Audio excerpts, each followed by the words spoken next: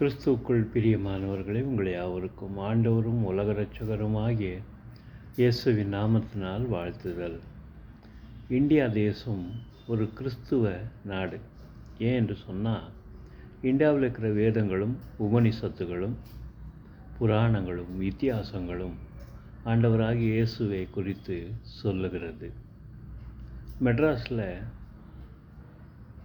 இன்றைக்கு சென்னை என்று சொல்லிக்கொள்கிற இடத்துல மகாபலிபுரம் என்று சொல்லி இருக்கிறதே நாம் கேள்விப்பட்டிருப்போம். சிலர் பார்த்திருப்பீங்கள். மகாபலீஸ்வரா என்று சொன்னால் யார் என்று சொன்னால், மகா என்றால் பெரியது, பலி என்றால் சாக்ரிஃபைஸ், பலி கொடுக்கிறது. அந்த மகாபலீஸ்வரா என்று சொன்னால் ஆண்டவராகிய இயேசு தன் ஜீவனை பலியாகி கொடுத்தார். அவர்தான் மகாபலீஸ்வரா. அந்த பேர்தான் தோமாவாலே சென்னையில் ஒரு இடத்துக்கு சுற்றப்பட்டது. அது இன்றைக்கும் மகாபலிபுரா என்று சொல்லிதான் அழைக்கிறார்கள். அருமையான தேவஜனங்களே, இந்தியாவிலே அநேக இடங்களில் இயேசு கிறிஸ்துவை குறித்து கல்வெட்டுகள் உண்டு. இயேசு கிறிஸ்துவை குறித்து அநேக இடங்களில் சொல்லப்படுகிறது. என்னோட அப்பாவோட ஊர் கூட எழுத்தூர். எழுத்தூர் என்று சொன்னால் வார்த்தையான தேவன், வார்த்தையான ஒளி என்று சொல்லி அதுக்கு பேர் வரும். எழுத்து என்று சொன்னால் வார்த்தை, ஊர் என்று சொன்னால் வெளிச்சம், வெளிச்சத்தின் வார்த்தை என்று சொல்லி அந்த ஊருக்கு பேர் வரும். எழுத்தூர் திருவண்ணாமலை மாவட்டத்தில் இருக்கிறது.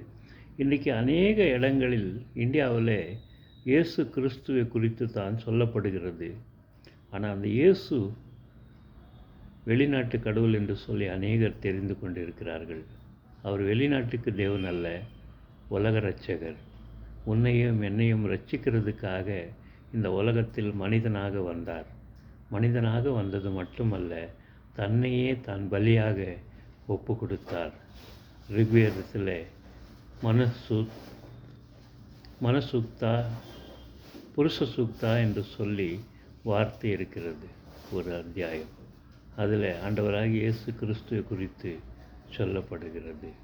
புருஷ சூக்தா என்று சொல்லி காணப்படுகிறது. அருமையான தேவஜனங்களே, இந்தியா தேசம் ஒரு கிறிஸ்துவ நாடு. அது கிறிஸ்துவர்களுக்கே தெரியாத இருக்கிறது. சாமி விவேகானந்தர் முதல் நூற்றாண்டில் 30 லட்சம் கிறிஸ்துவர்கள் இருந்தார் என்று சொல்லி சாமி விவேகானந்தர் சொல்லுகிறார். அன்றைக்கு ஜனத்தொகை எவ்வளோ இருந்தது என்று சொன்னால் 40 லட்சம் பேர்.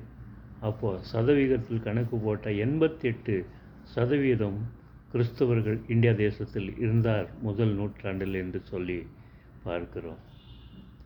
இந்தியா தேசத்தில் இருக்கிற எல்லா வேதங்களும் ஆண்டவராகிய இயேசுதான் கடவுள் என்று சொல்லுகிறது.